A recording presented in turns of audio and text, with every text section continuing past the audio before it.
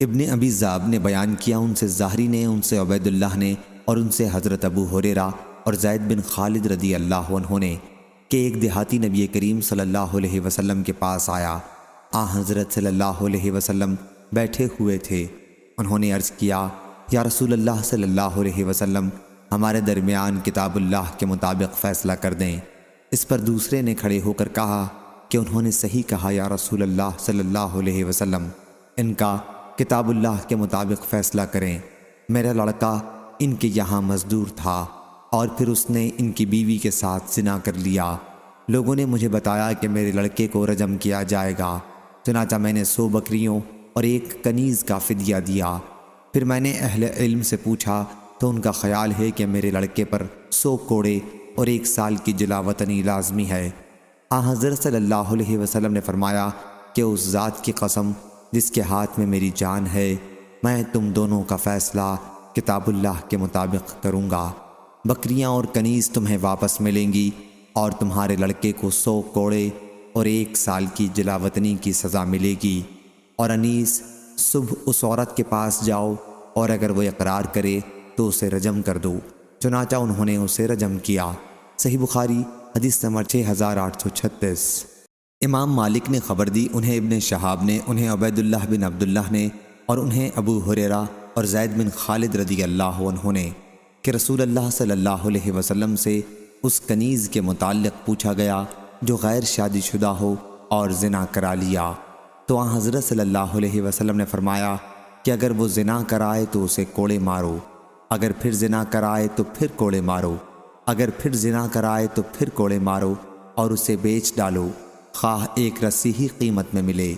ابن شہاب نے بیان کیا کہ مجھے یقین نہیں کہ تیسری مرتبہ کوڑے لگانے کا حکم کے بعد یہ فرمایا یا چوتھی مرتبہ کے بعد۔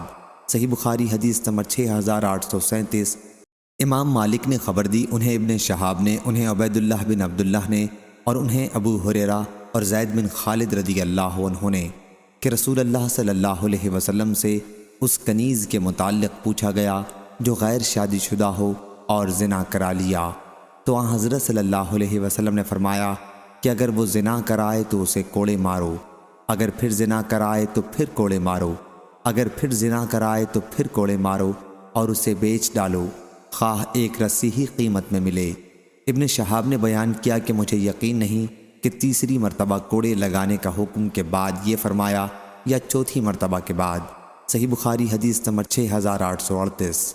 لیث بن سعد نے بیان کیا، ان سے سعید مقبری نے، ان سے ان کے والد نے، اور ان سے حضرت ابو ہریرہ رضی اللہ عنہ نے، انہوں نے حضرت ابو ہریرہ رضی اللہ عنہ کو یہ کہتے ہوئے سنا کہ نبی کریم صلی اللہ علیہ وسلم نے فرمایا کہ اگر کنیز زنا کرائے اور اس کا زنا کھل جائے تو اسے کوڑے مارنے چاہیے، لیکن لعنت ملامت نہ کرنی چاہیے۔ پھر اگر وہ دوبارہ زنا کرائے تو پھر چاہیے کہ کوڑے ماریں، لیکن ملامت نہ کرے۔ پھر اگر تیسری مرتبہ زنا کرائے تو بیچ دے، خواہ بالوں کی 1 رسی ہی قیمت پر ہو۔ اس روایت کی مطابقت اسماعیل بن امیہ نے سعید سے کی، ان سے حضرت ابو ہریرہ رضی اللہ عنہ نے، اور ان سے نبی کریم صلی اللہ علیہ وسلم نے۔ صحیح بخاری حدیث نمبر 6839۔ شیبانی نے بیان کیا کہ میں نے حضرت عبداللہ بن ابی اوفا رضی اللہ عنہ سے رجم کے بارے میں پوچھا تو انہوں نے بتلایا کہ نبی کریم صلی اللہ علیہ وسلم نے رجم کیا تھا۔ میں نے پوچھا سورہ نور سے پہلے یا اس کے بعد؟ انہوں نے بتلایا کہ مجھے معلوم نہیں۔ اس روایت کے مطابق علی بن مسہر، خالد بن عبداللہ محاربی اور عبیدہ بن حمید نے شیبانی سے کی ہے، اور بعض نے سورہ نور کے بجائے سورہ مائدہ کا ذکر کیا ہے، لیکن پہلی روایت صحیح ہے۔ صحیح بخاری حدیث نمبر 6840۔